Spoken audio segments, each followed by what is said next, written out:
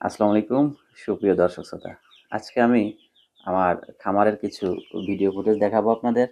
সেই সাথে কিছু ধারণা দিব কিভাবে শুরু করবেন।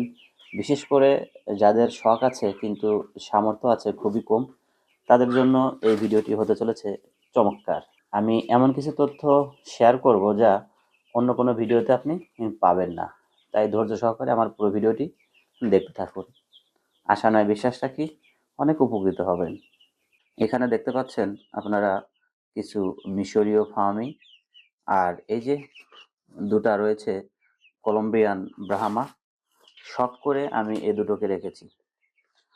আর আপনারা যারা নতুন শুরু করবেন বলে ভাবছেন, সামর্থ্য খুবই কম রয়েছে, যে কোনো একটি ঘরের মধ্যে কিংবা রুমের মধ্যে আপনি শুরু করতে পারবেন। এভাবে আপনি প্রথম পর্যায়ে যে মুরগি নিয়ে শুরু করবেন সেটা হলো মিশরীয় ফার্মি।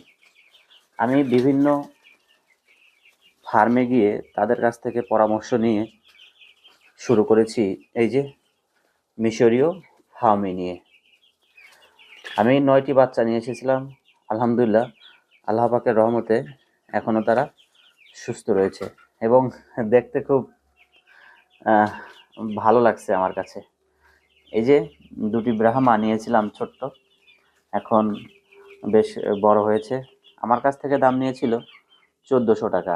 অবশ্য এখন বিক্রি করতে গেলে 3000 টাকা যাবে আমার এই দুটি ব্রাহ্মা জাতের, একটা মরগ একটা মুরগি। আর এই যে কয়েক মাস, আর এই যে দেখতে পাচ্ছেন মিশরীয় ফার্মি, এগুলো নিয়ে এসেছিলাম ছোট্ট বাচ্চা। আর এখন তারা বড় হয়েছে, এক সময় ডিম দিবে, বাচ্চা হবে, আমার খামারটি বড় হবে ইনশাআল্লাহ। আপনারা এভাবে আমার মতো টিনের শেড দিয়ে কিংবা এই যে নেটের বেড়া দিয়ে নিচে কিছু বস্তা দিয়ে তার উপরে খড় জাতীয় কিছু রেখে এদেরকে পালতে পারেন। পরবর্তীতে যখন আপনাদের সামর্থ্য হবে কিংবা টাকা হবে, তখন আপনারা সুন্দরভাবে সাজাতে পারবেন। বিশেষ করে নিচে কাঠের খড় অথবা ধানের যে কুড়ো হয় সেটা দিতে পারবেন। এই যে ছোট্ট একটি জায়গায় দেখুন কত সুন্দরভাবে ওরা খেলছে, ঘুরে বেড়াচ্ছে, খাচ্ছে। আর এই শীতের সময়টা আপনারা বিশেষ নজর দিবেন যেন ওদের ঠান্ডা না লাগে।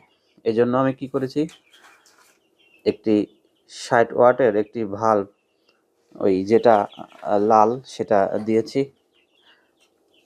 লাল বাতি যেটাকে বলা হয়, 60 ওয়াটের একটি বাতি এখানে দিয়েছি, যাতে ওদের রুমটা অনেক গরম থাকে এবং ঠান্ডা যেন সহজে না লাগে। তারপরেও আমি দেখতে পাচ্ছি একটি মোরগ, এই যে দেখুন কিভাবে ওরা চলাফেরা করছে। এইভাবে আপনারা খাবার দিতে পারবেন, এইভাবে আপনারা পানি দিতে পারবেন। তো প্রিয় দর্শক, চলুন আমার বাইরের দৃশ্যগুলো দেখে আসি একটু।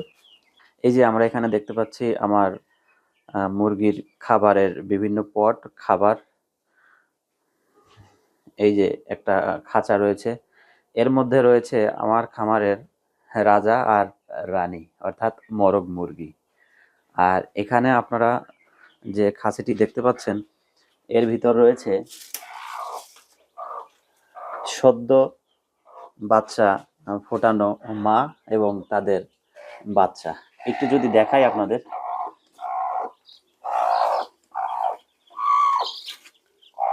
এই যে দেখুন। আসলে এগুলো ভালো লাগার একটি জায়গা।